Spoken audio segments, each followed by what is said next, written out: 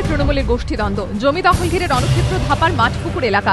Garden rich এবং মহেশতলা কাণ্ডের মতোই ফেরারবার অভিযোগের তীর এক তৃণমূল কাউন্সিলরের দিকে। বুধবার স্থানীয় তৃণমূল নেতা অধীর মাইতির মৃত্যুর পরই তৃণমূল কাউন্সিলর শম্ভুনাথ কাউয়ের বিরুদ্ধে ক্ষোভে ফেটে পড়েন স্থানীয় মানুষ। বিধানসভায় বিষয়টি নিয়ে প্রশ্ন তোলেন বিরোধী দলনেতাও। অ্যাসেম্বলি হাউস থেকে আমি বেরোলাম, এখন পর্যন্ত সরকার অপ্রস্তুত। সরকার জানে না যে কি করছে, ডান হাত জানে না বাম হাত কি করছে, এবং ডান হাত বাম হাত যদি বড় বড় কাজ করছে অনেক, কিন্তু মাথার কাছে গিয়ে যেটা পৌঁছচ্ছে খুব ছোট কাজের, কিছুগুলো ছোটখাটো ব্যাপার হচ্ছে। কয়েক ঘন্টার মধ্যেই অবশ্য বাঁকুড়ার সভা থেকে মুখ্যমন্ত্রী কড়া নির্দেশ দেন শম্ভুনাথ কাউকে গ্রেফতারের।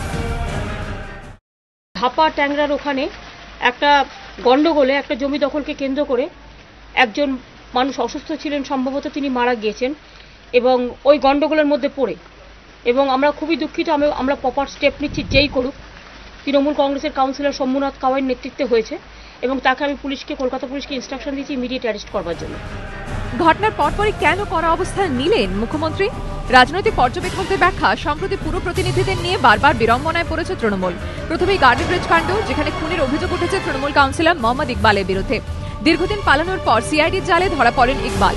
তার কয়েকদিনের মধ্যে হলদিয়া পুরসভায় ঢুকে ভাঙচুর চালান তৃণমূল কাউন্সিলররা। আর তারপরই মহেশতলা অগ্নিকাণ্ডে পুরসভার চেয়ারম্যান দুলাল দাসের বিরুদ্ধে এফআইআর। সব মিলিয়ে এক বিতর্কের ধাক্কা সামলে ওঠার আগেই আরেক বিতর্কে জর্জরিত তৃণমূল। তার মধ্যে গার্ডেন রিচ কাণ্ডে পুরমন্ত্রী তার পাশে দাঁড়ানোয় বিভিন্ন মহলে বিস্তর সমালোচনা হয়েছে। রাজনৈতিক মহলে মতে পঞ্চায়েত ভোট দোরগোড়ায়। তার মধ্যে স্থানীয় স্তরে পুরো প্রতিনিধিদের ঘিরে বারবার এই ধরনের বিতর্ক যে দলের ভাবমূর্তিতে প্রভাব ফেলতে পারে তা ভালোভাবেই বুঝতে পারছেন মুখ্যমন্ত্রী। বিনপুরের মুখ্যমন্ত্রী জনসভায় ভিড় না হওয়ায় জঙ্গলমহলে জনসমর্থন প্রশ্নের মুখে।